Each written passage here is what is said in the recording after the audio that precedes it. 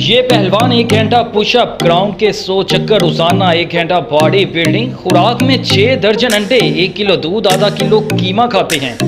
Subscribe کریں دھرتی news YouTube channel, پاس ہی موجود بیل آئیکن کو دبائیں اور رہیں دھرتی کی ہر خبر سے باخبر۔ یہ پہلوان جب میدان میں اترتے ہیں تو سارے پہلوان ان کو دیکھ کر دنگ رہ جاتے ہیں۔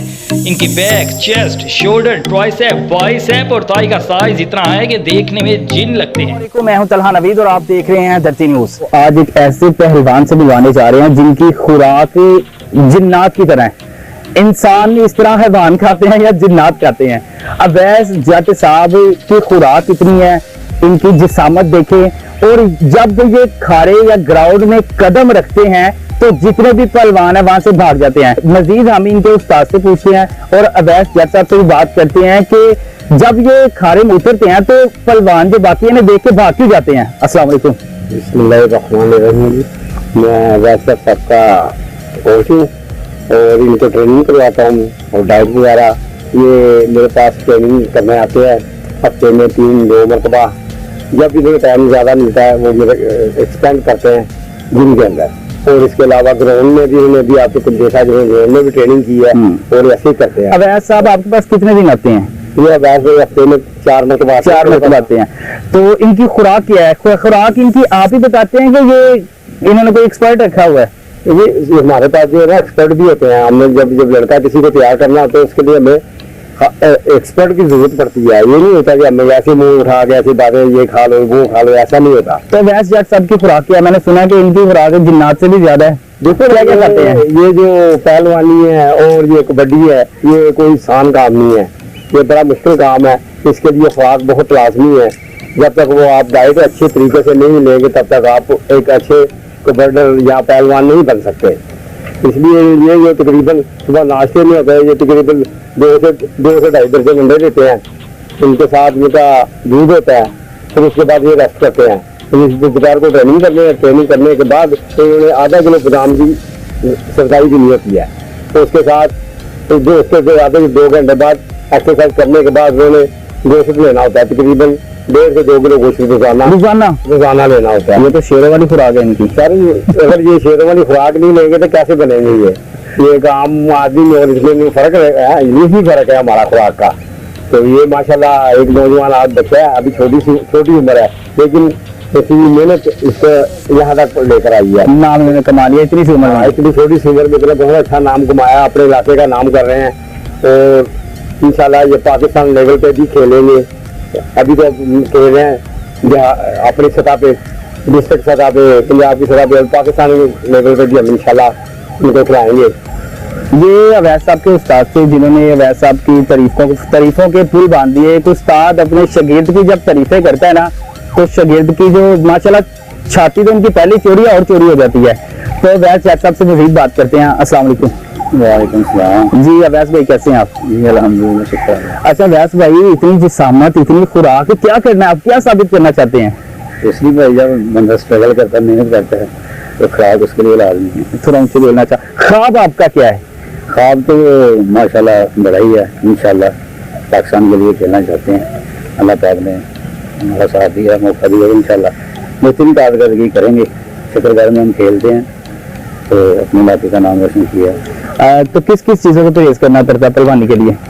جی برائی کی کوئی بھی چیز ہے، نشہ ہے، کوئی بھی جرائم ہے، برائی کس سے پرہیز کرنا ہے؟ بس نشہ وغیرہ، خوبصورت لڑکیاں دیکھتی ہیں ان سے کوئی پرہیز نہیں؟ نہیں، لڑکیوں سے زیادہ پرہیز ہے۔ لڑکیوں سے پرہیز ہے؟ زیادہ پرہیز ہے لڑکیوں سے، نشے سے زیادہ لڑکیوں سے؟ نشے سے بھی لڑکیوں سے بھی۔ تو آپ بتائیں پاکستان کے لیے، مطلب کوئی بھی چیز بتائیں نا کہ پاکستان پنجاب کی سطح پر آپ نے کتنے مقابلے لڑے ہیں تقریباً؟ جی کافی مقابلے لڑے، اور جیتے کتنے اور ہارے کتنے ہیں؟ جی دیکھو کھیل کا حصہ ہے، ہار بھی اور جیت بھی۔ جو ہارتا نہیں وہ سیکھتا کچھ نہیں ہے، ہار انسان کو سکھاتی ہے۔ جب غلطی ہوتی ہے غلطی سے انسان سیکھتا ہے۔ یہ سر جی تو آپ کے جم کے استاد ہیں، تو کبڈی کے استاد کون ہیں آپ کے؟ کبڈی کے استاد ہے میرے حدیث صاحب فخر شکر، انٹرنیشنل پلیئر ہے ماشاءاللہ، ران اور ایرا کے گولڈ میڈلسٹ ہیں ماشاءاللہ۔ نے مجھ سے بہت پیار کیا ہے اور مجھے بہت سپورٹ کیا ہے۔ ایسا استاد قسمت والوں کو ملتا ہے، میں آپ خود کو قسمت والا سمجھتا ہوں تو مجھے ایسا استاد ملا۔ مجھے فخر اپنے استاد پہ اور اپنے استاد کے کاموں پہ، جیسی کارکردگی انہوں نے پاکستان کے لیے کی ہے، شکر گڑھ کے لیے کی ہے، ہمارا فخر ہے وہ۔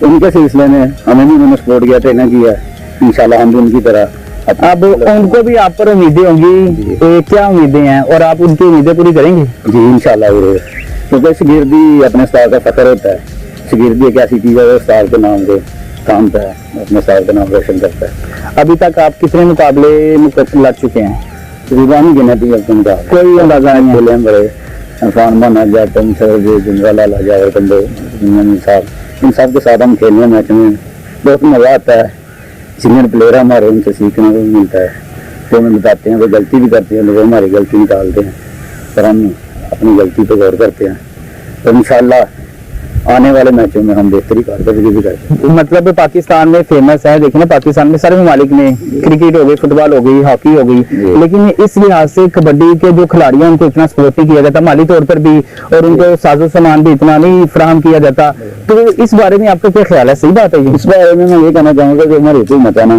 انہیں چاہیے کہ کبڈی کے جتنے بھی پلیئر ہیں انہیں سپورٹ کیا جائے انہیں جو بھی ضرورت کی چیزیں ہیں انہیں مہیا کیا جائے چاہے وہ ڈسٹرکٹ لیول ہے یا ڈویژن لیول ہے یا پنجاب لیول ہے کوئی بھی لیول ہے کسی پلیئر کا انہیں سپورٹ کرنا چاہیے سپورٹ ہی پلیئر کو حوصلہ ہوتی ہے اور سپورٹ اسے آگے لے کے آتی ہے بالکل کچھ لوگ ایسے ہوتے ہیں کہ وہ حوصلہ افزائی یا سپورٹ کرنے کی بجائے اس کی جو ہے نا تعریف کرتے ہیں اگر وہ اچھی کارکردگی کرتا ہے تو اس کی غلطیاں نکالتے ہیں اس کا بس دم کر دیتے ہیں بہت سے کبڈی پلیئر ایسے دیکھے ہیں جو اپنی ساری عمر تو وہ پہلوانی میں گزارتے ہیں لیکن آگے غربت کی وجہ سے بالکل کمزور ہو جاتے ہیں یہی وجہ نا ہماری حکومت کی وجہ اگر ہماری حکومت سپورٹ کرتی ہے دیکھو دوسرے ممالک ہے نا وہ اپنے سپورٹس مین کو بہت اہمیت دیتے ہیں سپورٹ بھی کرتے ہیں اتنی اہمیت دیتے ہیں کہ سپورٹس مین کو آنے والے وقت میں کوئی دقت نہیں ہوتی لیکن اس وقت ہم موجود ہیں شکرگڑھ میں ٹھیک ہے یہ دیہاتی علاقہ ہے یہاں پر پھر بھی پہلوانی کو لوگ جانتے ہیں کبڈی کو لوگ جانتے ہیں لیکن آپ شہروں کی طرف چل جائے تو لوگ اس طرف رجحان نہیں ہے لوگوں کا دیکھو نا بھی اب جو نیو جنریشن ہے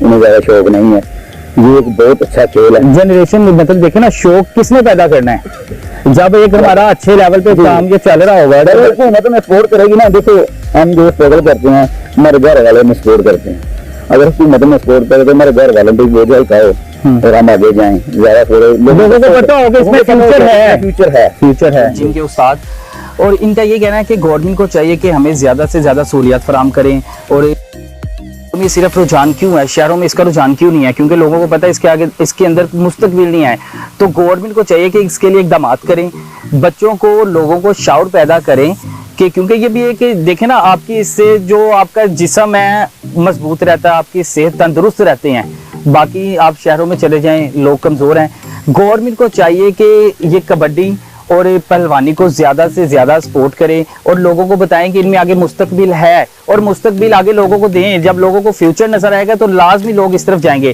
اسی کے ساتھ اپنے میزبان طلحہ نوید کو دیجیے اجازت پھر ملیں گے ایک نئے پروگرام کے ساتھ اللہ حافظ